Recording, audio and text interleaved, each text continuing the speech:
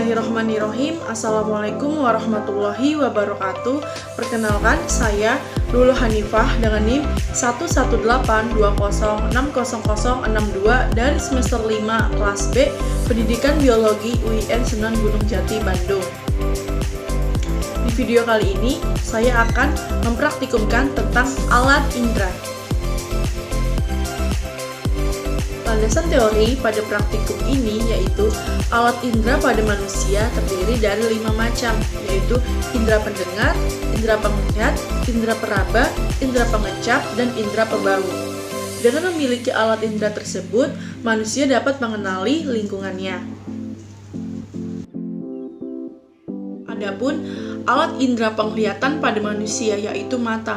Mata disebut juga sebagai fotoreseptor. Mengapa demikian? Karena mata tersebut sangat peka terhadap rangsangan cahaya. Dan mata memiliki sejumlah reseptor khusus untuk mengenali perubahan sinar. Warna mata dapat dijelaskan secara analog dengan kamera, sehingga cahaya atau sinar yang masuk pada retina dapat dipatahkan oleh sebuah lensa. Adapun indera pembau pada manusia yaitu hidung. Hidung merupakan indera pembau yang memiliki reseptor untuk mengenali lingkungan sekitar dan berbagai jenis bau. Reseptor penciuman merupakan kemoreseptor yang dirancang oleh molekul larutan yang ada di dalam mukus. Reseptor penciuman juga merupakan reseptor jauh atau tolereseptor. Adapun tujuan praktikum kegiatan pertama yaitu untuk mengetahui bintik buta.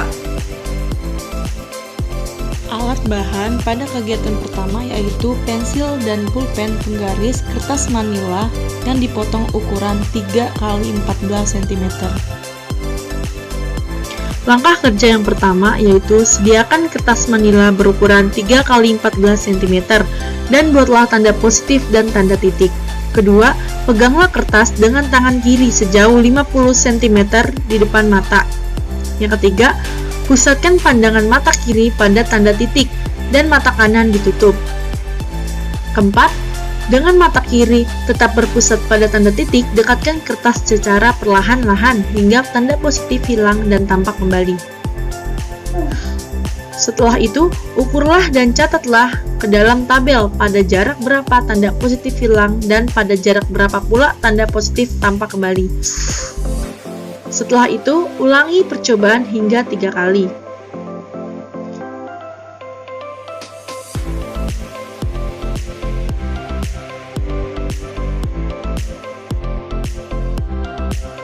Setelah itu, ulangi prosedur di atas dengan mata kanan juga sebanyak 3 kali.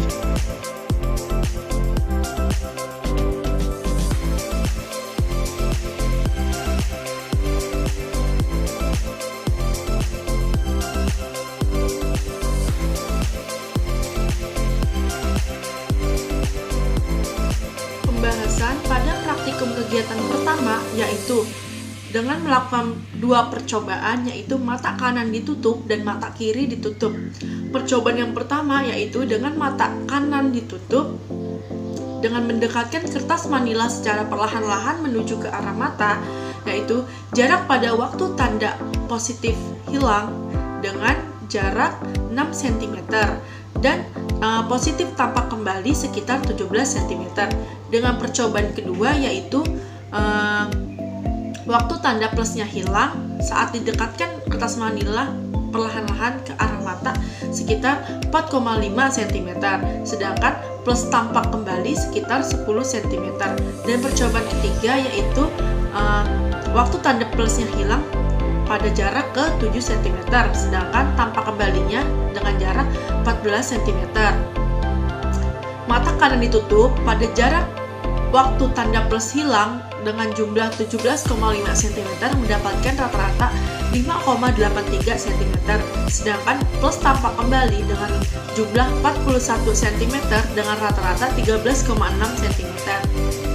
Di percobaan kedua yaitu mata kiri ditutup dengan jarak pada waktu tanda titik hilang dan jarak pada waktu tanda titik tampak kembali.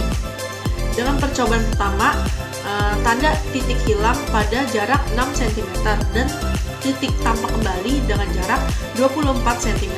Pada percobaan kedua yaitu tanda titik hilang dengan jarak 7 cm dengan titik tampak kembali 16,5 cm.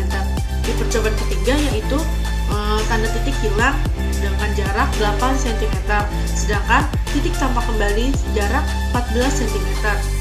Mata kiri yang ditutup dengan perlakuan jarak pada waktu tanda titik hilang itu dengan jumlah 21 cm yang mendapatkan rata-rata 7 cm, sedangkan jarak pada waktu tanda titik tampak kembali dengan jumlah 54,5 cm dengan mendapatkan rata-rata 18,16 cm.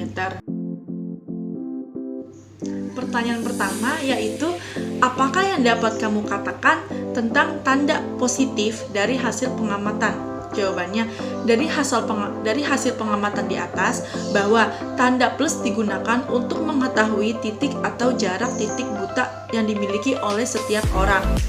Hal ini bisa terjadi jika bayangan dari tanda positif tersebut masuk ke daerah titik buta. Pertanyaan kedua yaitu, pada jarak tertentu tanda positif hilang dan pada jarak tertentu yang lain tampak kembali. Mengapa demikian? Apa sebabnya? Jawabannya, pada jarak tertentu tanda positif hilang dan tidak terlihat karena tanda tersebut dibiaskan masuk ke dalam bintik buta, yaitu daerah yang berada pada jarak antara hilangnya tanda tersebut sampai munculnya kembali. Hilangnya tanda pada bintik buta tersebut disebabkan karena pada bintik buta tidak memiliki reseptor cahaya. Kemudian, tanda tersebut akan muncul kembali karena daerah bintik buta telah habis dan retina sudah mampu menangkap cahaya sehingga bayangan tampak jelas dan terlihat kembali.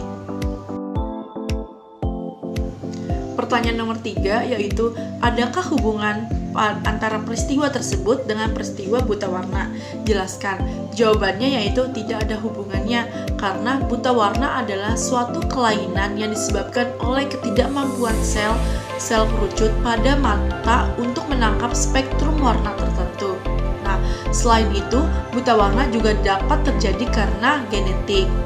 Setiap orang belum tentu buta warna, tetapi setiap orang memiliki bintik buta di mana pada titik tersebut seseorang tidak dapat melihat objek tertentu. Pertanyaan keempat yaitu, orang yang pindah dari tempat yang terang ke tempat yang gelap, tiba-tiba penglihatannya menjadi berkurang atau pandangannya menjadi gelap. Ada kesamaan dengan hilangnya tanda positif pada percobaan tadi. Jelaskan. Jawabannya, orang yang berpindah dari tempat yang terang ke dalam tempat yang ruangannya gelap secara tiba-tiba penglihatannya menjadi berkurang. Hal ini terjadi karena di dalam mata terdapat sel batang yang mengandung pigmen yang peka terhadap cahaya atau rhodopsin, yaitu suatu senyawa antara vitamin A dan protein. Jika terkena cahaya matahari yang terang, rhodopsin terurai dan terbentuk kembali pada saat keadaan gelap. Dalam waktu adaptasi tersebut, mata berkurang dalam penglihatannya, sehingga saat berpindah dari tempat terang ke tempat gelap, penglihatannya menjadi berkurang. Jadi, hal tersebut ada hubungannya dengan bintik buta, karena pada saat penglihatannya berkurang, bayangan benda dibiaskan masuk ke dalam bintik buta yang tidak mempunyai reseptor cahaya, sehingga mata tidak bisa melihat.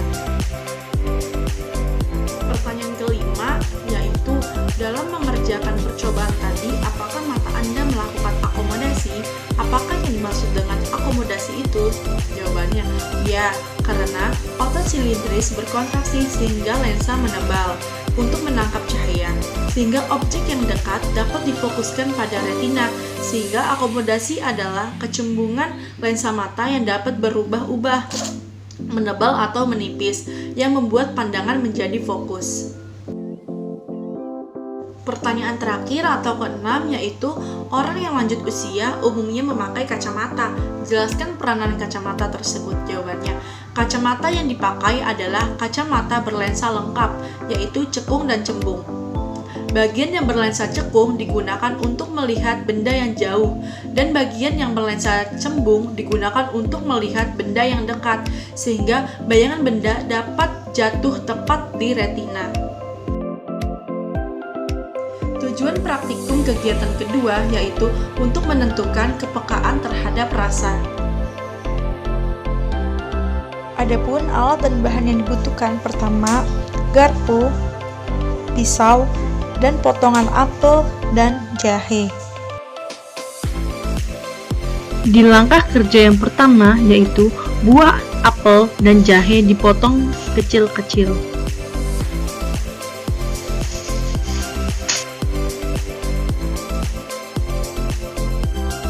Di langkah selanjutnya, tutup mata dan tutup hidung.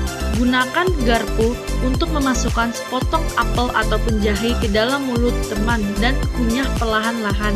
Tentukan jenis makanan yang ia makan.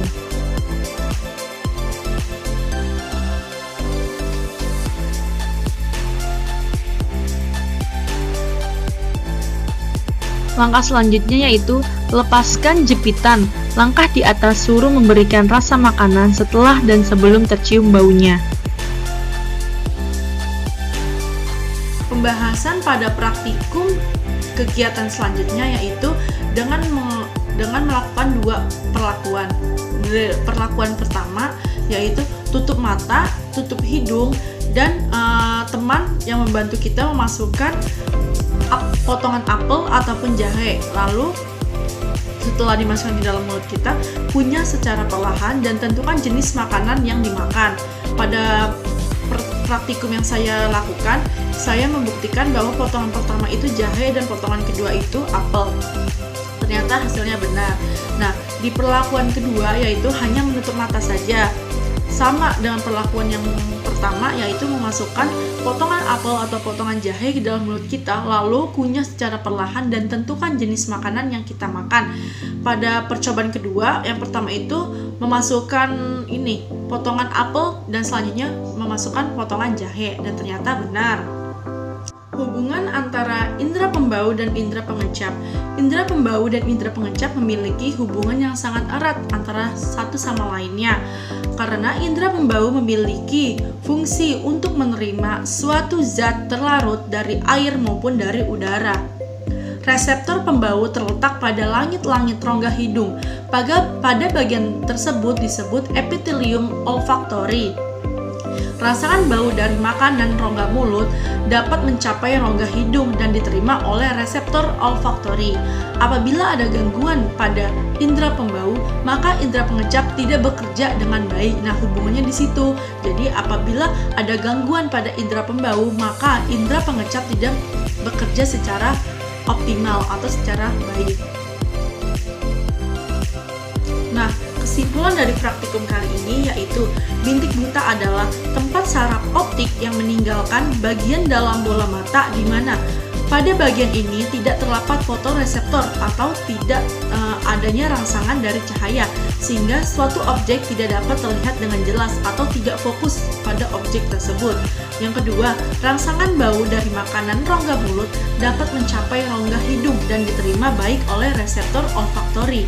Jadi, hubungan antara indera pengecap dan indera pembau, apabila ada gangguan pada indera pembau, maka indera pengecap tidak melakukan kerja secara optimal atau kerjanya kurang baik. Sekian praktikum kali ini, mohon maaf bila banyak kesalahan dan banyak kekurangan. Semoga video ini dapat bermanfaat untuk saya pribadi dan bermanfaat untuk kalian semua. Saya akhiri dengan alhamdulillah, terima kasih. Wassalamualaikum warahmatullahi wabarakatuh.